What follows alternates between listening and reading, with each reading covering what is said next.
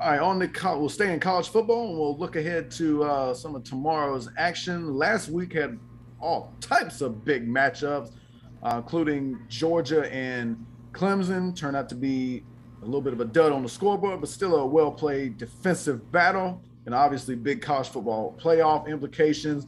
Plenty of other big matchups as well last week. But this one offers another headliner. Fox has a big noon battle tomorrow. The best non-conference battle of the week this week. You got the Oregon Ducks from the Pac-12 heading to Columbus to take on the Ohio State University. Both teams off to 1-0 starts. Ohio State beat Minnesota last Thursday night. Oregon, I can't remember who they played last week. I guess it wasn't anything memorable. But they'll be in action. And the other big one will be another interconference game. I don't know what they call it, but maybe it's the battle for Iowa with the Hawkeyes playing the Cyclones. Kirk Ferentz and Matt Campbell getting together. Can Iowa State cement themselves as the team to beat in the Big 12? And can they carry the water for the conference like Oklahoma's been doing for them? Or will Iowa build on the success they had last week where they just stomped all over Indiana, who I thought we had some expectations for them, but never mind, which is 6 points. Those are the headlining battles of the week. Drink, feel free to go wherever you want after those two games or do what you do. Oh, you ain't got to tell me twice, baby. Here's the deal. So, going into Iowa State, first of all, no, Iowa State can't carry the water like Oklahoma. You got to be built a certain way, and I think Matt Campbell only going to be there so long. Matter of fact, this is one thing I think people got to realize. This whole expansion thing, Matt Campbell might not like this. I wouldn't be surprised if he's up out of there. You remember that there Big 12 fans, rah, rah, rah, rah, rah. You're getting smoked by Iowa this weekend. Smoked. What was Iowa State before Matt Campbell? They were a joke too, I believe.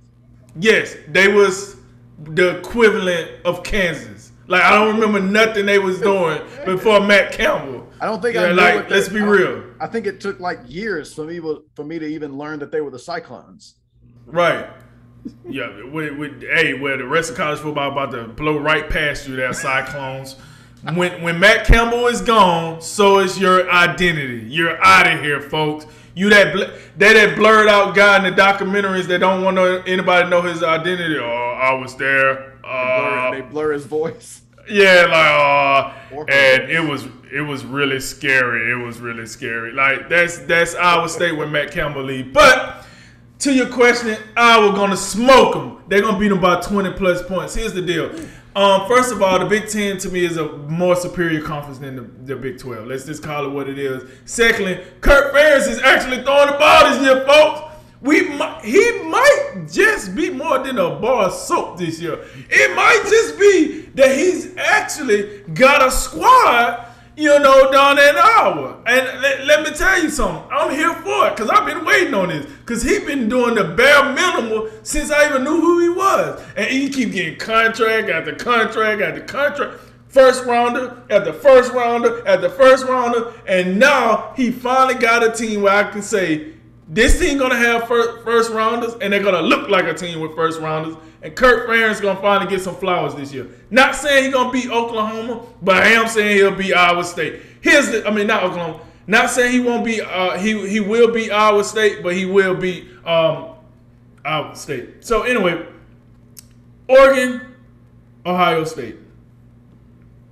This is a very interesting game. I don't even know how exactly to look at this because before the Thibodeau injury, I was like, yo, Oregon gonna give them some problems.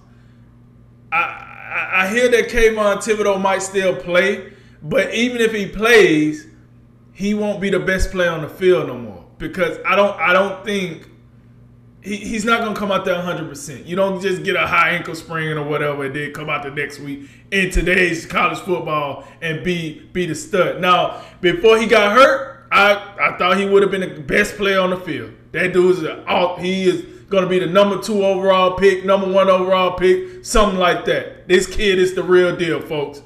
But with him hurt, I don't know. Now, the question remains now, usually when Ohio State plays teams, it's like, all right, your first 11 probably can match our first 11, but can your next 11 match our next 11?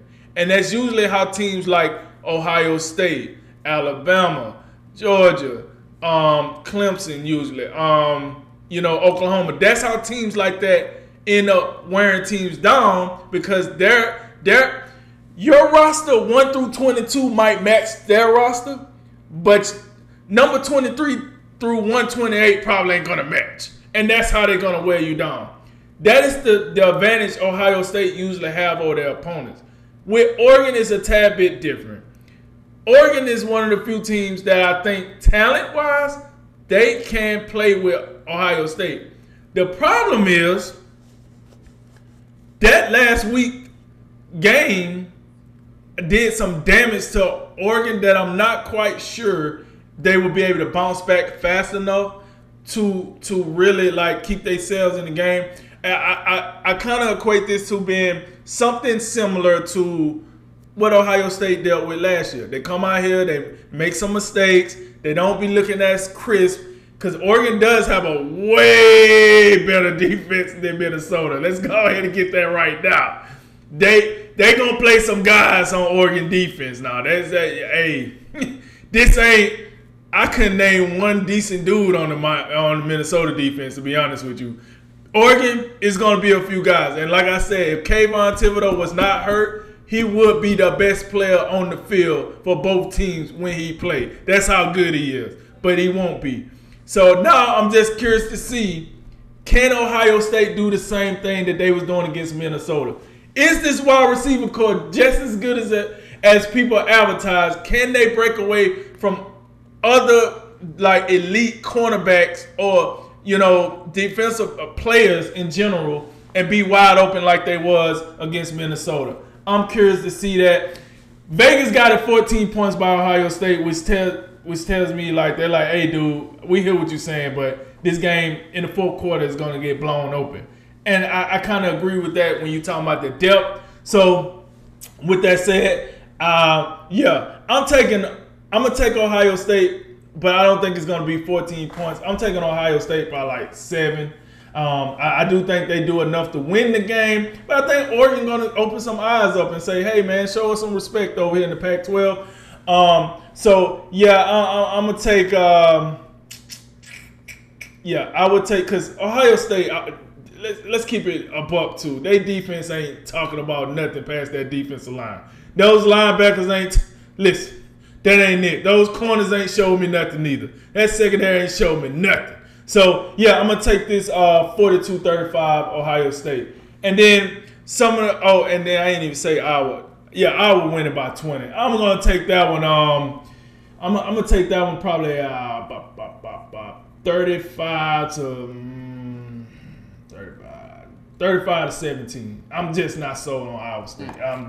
Until they show me something, I'm just not behind it. A couple of other games I wanted to hit on. Upset alert, baby. You heard it here first on the Drink of Wisdom. UAB going down to Georgia. No JT Daniels. I forgot the starting right guard name. Forgive me, Georgia fans. You ain't got him either. Your best pass catcher is your punt returner. I don't know. I don't know. It's looking a little iffy. And now listen, I would say this. Georgia defense is good enough to win them this game.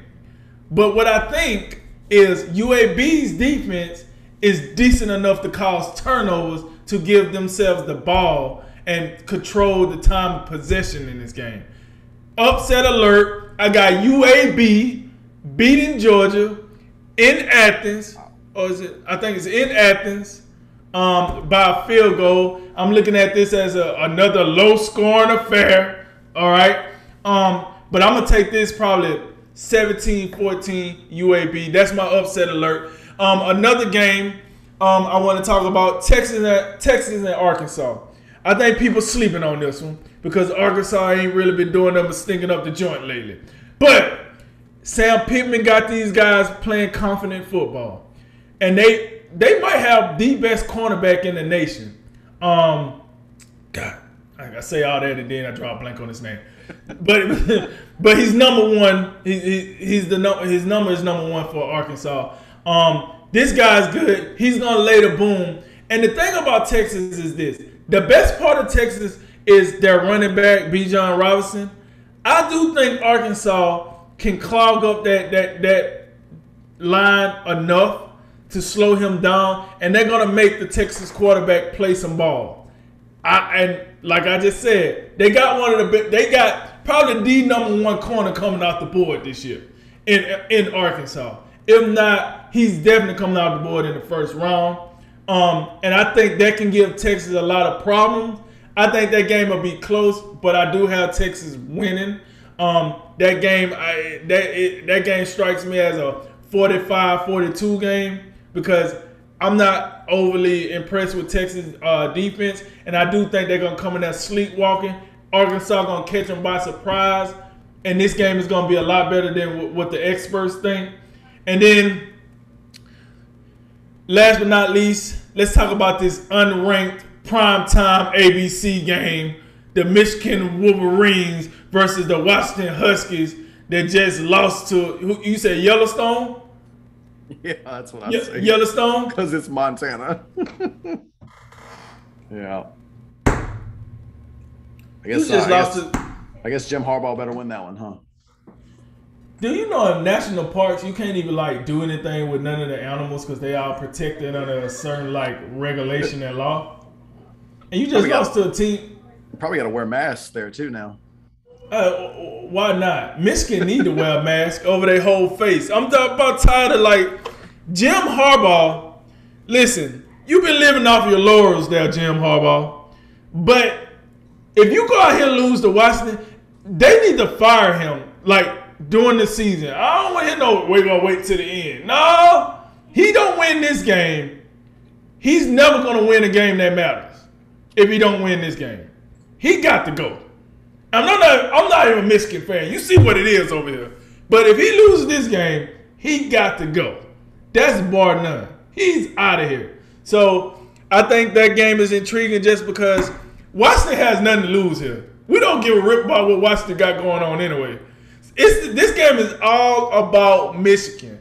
All about Michigan. It's a primetime game because you're Michigan. It's a primetime game because Jim Harbaugh coaches Michigan. It's a primetime game because Michigan is located in the Big Ten Conference. None of this have anything to do with Washington. None of it. None whatsoever. If Michigan lose this game, Jim Harbaugh pack your bags, you're out of here, baby. All right, Jay, what you got? Oh my gosh. Oh man. I'd say the Oregon-Ohio State game, I'd say the 2 touchdown spread is kind of eye-opening. I mean, you think like best team in the Pac-12, best team in the Big Ten, maybe Vegas would see that one's a little bit closer. I think you see it a little bit closer. I think the thing I'm most interested in that one, because I've seen Ohio State. I saw Ohio State against Minnesota. You saw that one as well. How does C.J. Stroud look in his second start? In the first start, there appeared to be some jitters. He said as much after that game because the first half he was not very impressive. Second half he was a lot better. So do we get a complete performance from him? And I think if you do, and he plays the entire game as he played in that second half, I think I would believe that Ohio State will win the game, and maybe they do win the game by multiple scores. Haven't seen Oregon yet, but Oregon struggled with Fresno State in week 1, so not the best omen as we move into week 2, but we'll see. Iowa and Iowa State, not quite sure what to do with that, but maybe you on to something. Maybe this is the year Kirk Ferentz, come back into play. He's got I was just looking. I think he's got 2 New Year's Six bowls on his resume. A Rose Bowl loss back in 2016, I believe it was, and then an Orange Bowl win back in 2009. So he's been he's done a few things, but it do seem like more often than not we're looking at the old 8-5 thing that he does. So, but I mean, look, I thought it was impressive what they did to Indiana in week 1, 34-6. I mean, that's a statement victory. So, what do they do against Iowa State in week 2? Who, Iowa State got the feel of like they just play around too much early on in the season. Like that, like what are you doing? Like, can you like get this team that you set up as being like the practice run and like run them off the field like you're supposed to? No, not really. So I mean, we'll see. Like, I mean, I think you may be onto something there about Iowa just, you know, mopping the field with them, you know. So we'll see. I do say, like, I think that Washington-Michigan game, that is all about Michigan. It is all about Jim Harbaugh. Come on, khakis. We gotta start moving. This is Michigan. It feel like they just like slipping more and more out the conversation. Because you notice how when we talk about the Big Ten now, we're talking about Ohio State, obviously, but then it's Wisconsin and Penn State. Then it's Iowa. Iowa's in there. Minnesota, that we be trying to slide them in there some. Indiana last year. Like, Michigan's fallen more and more by the wayside. So I'm going to need them to get back in here. I was just looking at their schedule. When you look at college football schedules, typically like games more than 2 weeks down the road, they be like TBDs as far as the time. Michigan's last game of the year, you know it's going to be big noon because it's Ohio State and Michigan. I don't want to see Michigan in like prime time or like big scenarios when every time we see Michigan in a big scenario or a big game, they stink. They're not worth watching. So I really hope, and again, Washington, after what they did against Montana, I'll say the actual school name, not be disrespectful, but after what Washington did against Montana, there's no reason for like us to believe in anything they have going right now. So I think Michigan needs to come out there and win this game. The other one I'm interested in, because Texas A&M, I think among teams that are kind of like, we kind of, at least at the start, we see them as playoff contenders. We saw pretty much all of them last week against somebody that kind of matters. A&M played Kent State, I believe. So this will be their first actual kind of like real game, so to speak. No disrespect, Kent State, but they get Colorado on the road. So, you know, Pac-12, I get it, but that's a Power 5 school. So how do they stack up? You know, what do they look like? Jimbo Fisher had them just on the outside looking in the CFP last year. So I am somewhat interested in seeing how they look.